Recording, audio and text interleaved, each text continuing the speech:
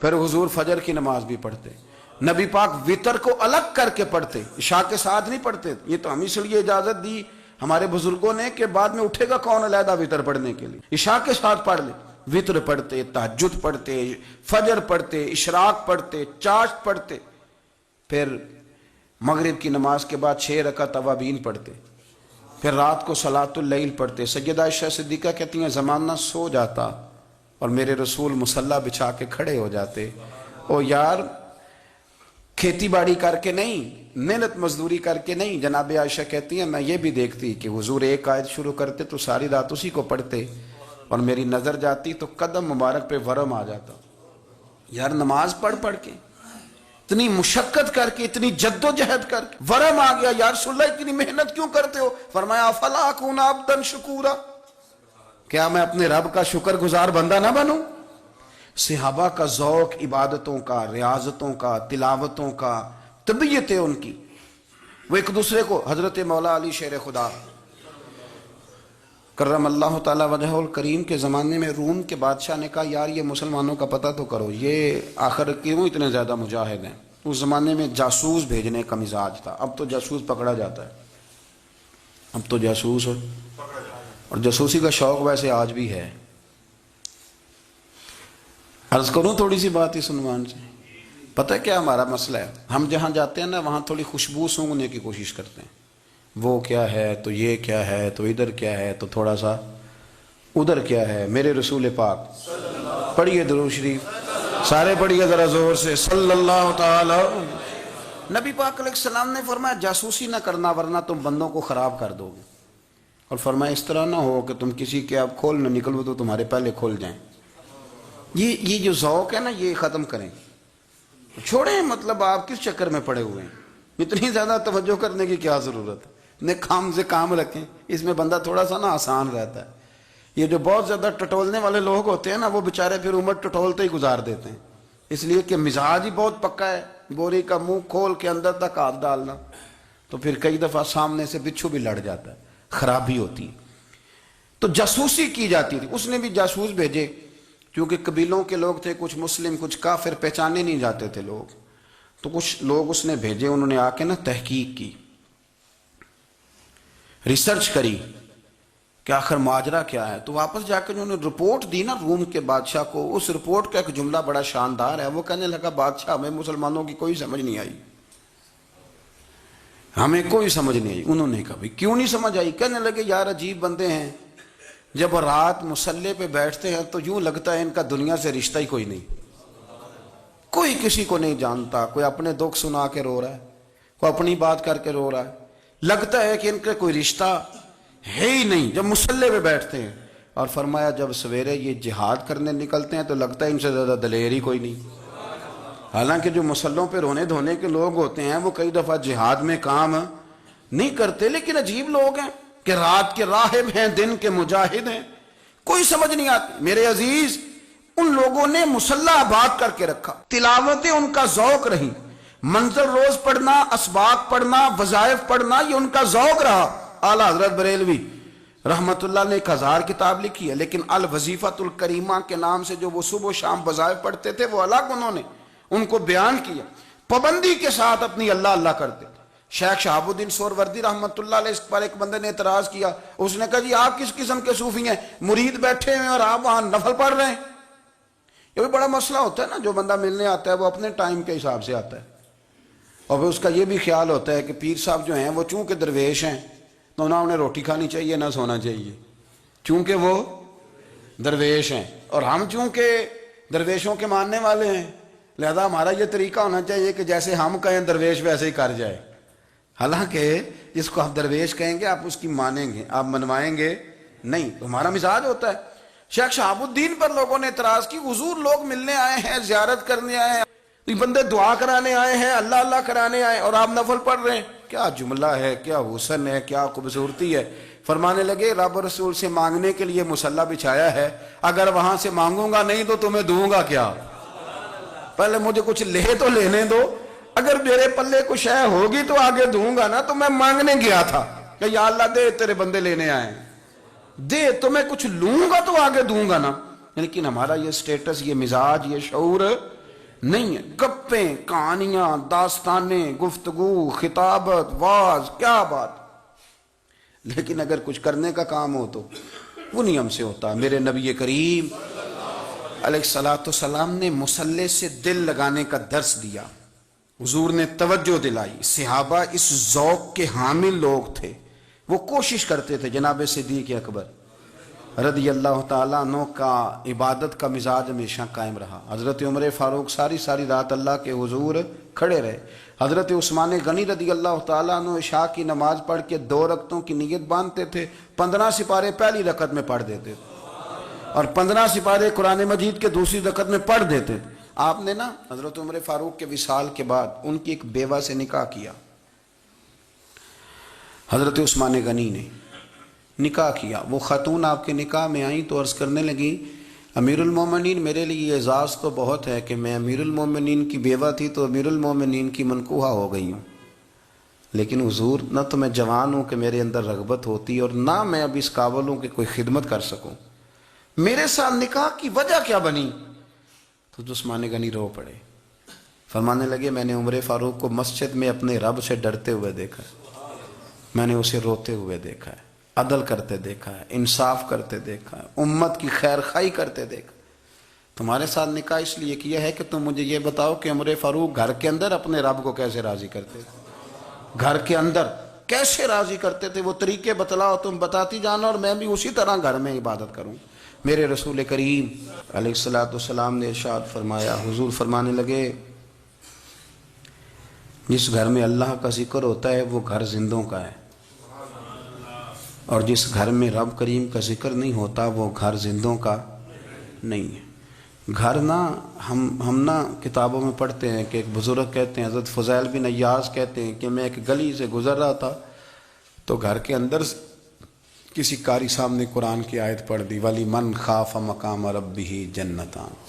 میں تے میرے کانوں سے ٹکرائی تو اللہ نے میری کایا ہی پلٹ دی، میں توبہ کر گیا. اب گھر کے اندر سے آواز آئے تو صحیح نہ تلاوت کی، پر اندر سے آواز آتی نہیں. یا ڈیک بجنے کی آواز آتی ہے، یا ٹی وی چلنے کی آواز آتی ہے، یا دھوم مچانے کی آواز آتی ہے. عبادت کا وہ جو خاص شوق تھا، وہ جو حسن تھا، وہ جو توانائی تھی، وہ جو بات تھی.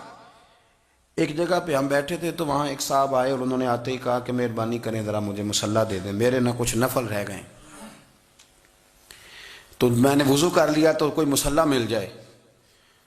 مصلی انہیں دے دیا گیا، وہ مصلی لے کے چلے گئے. تو پیچھے ایک صاحب نے تبصرہ کیا، کہنے نے کتنا ریاکار بندہ ہے، لوگوں کو دکھا رہا ہے کہ میں نفل پڑھتا ہوں، ہے کو بات کرنے والی. میں نے اسے کہا تو مہربانی کرنا اس طرح کی ریاکاری تو بھی کر، پکڑ مصلی اور جا تو بھی تھوڑی ریاکاری کر کے آ، اٹھ ذرا شکر کر. کوئی یہ ریاکار بھی ملا ہے، کوئی نفل پڑھ کے ریاکاری کر رہا ہے. اللہ کا میں کہتا ہوں کو پڑھے تو صحیح نہیں. یہ کوئی دور ہے نفل پڑھنے کا؟ اس میں تو لوگوں کا مزاج ہی نہیں، طبیعت ہی نہیں. میں نے کہا چل مہربانی کر یہ لے مصلی اور تو بھی جا تھوڑی سی یا کر یا ریاکاری کرو تو صحیح نا. مزاج ہی نہیں، ذوق.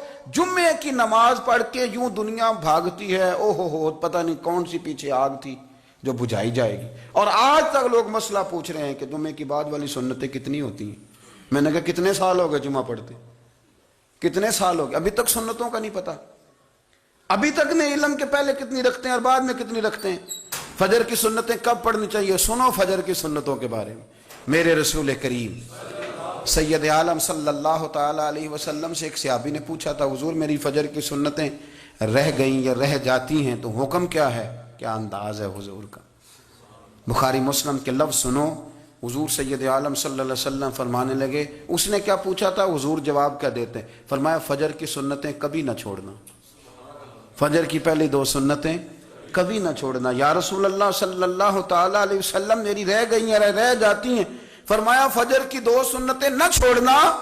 فرمایا فجر کی پہلی 2 سنتیں مجھے دنیا اور دنیا کے اندر جو کچھ ہے وہ سب سے زیادہ پیاری ہے. فجر کی 2 سنتیں دنیا اور دنیا میں جو کچھ ہے مجھے وہ سب سے زیادہ پیاری ہیں.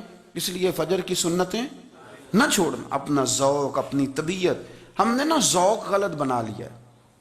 اگر 20 بندے کہہ بھی دیں گے تو نے بڑی شاندار تلاوت کیا تو کیا اس سے بنے گا؟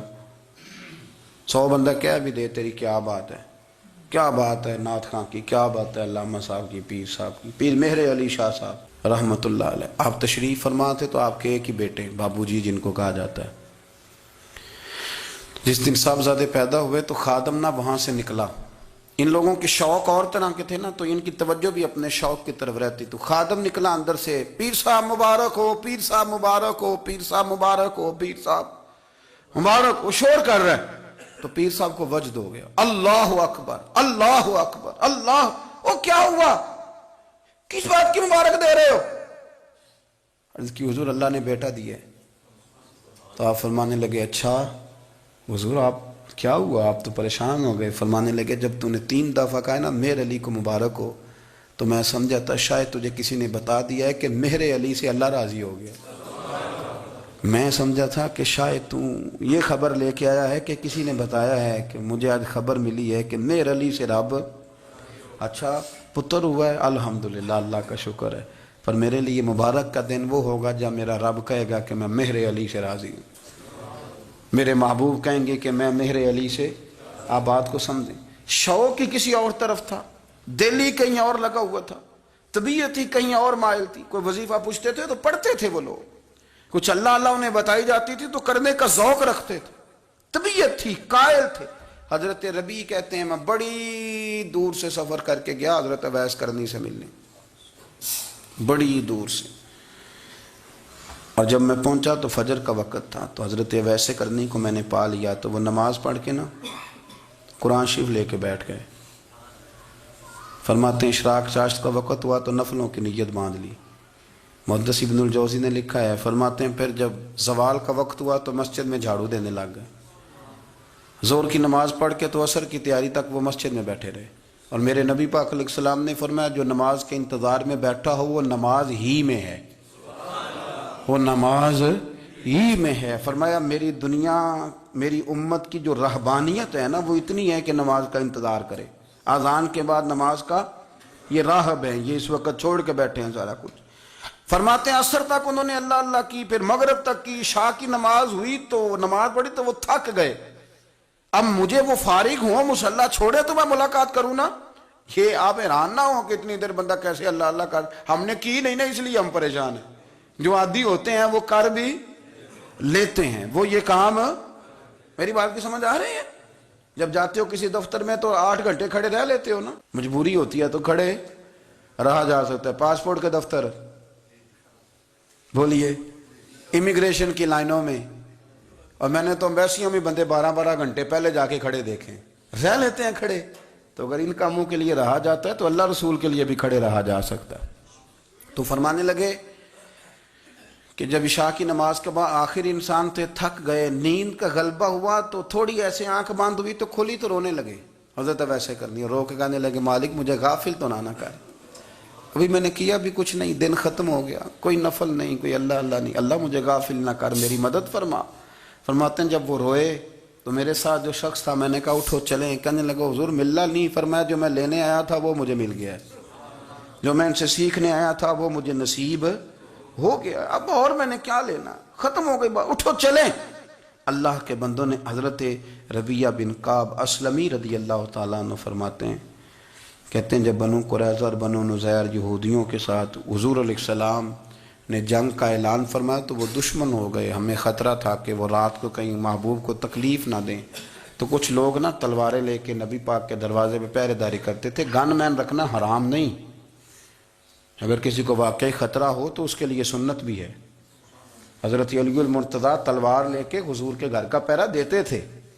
حضرت ربیعہ بن کعب اسلمی رضی اللہ تعالیٰ عنہ فرماتے ہیں کہ رات میری ڈیوٹی تھی کہ میں حضور کے گھر کا پہرا دوں گا. تو فرماتے ہیں میں باہر سن رہا تھا، ساری رات ہی میرے نبی پاک نے اللہ کی تسبیح پڑھی، ساری رات، کبھی تسبیح، کبھی تحلیل، کبھی تحمید، کبھی تکبیر، ساری رات.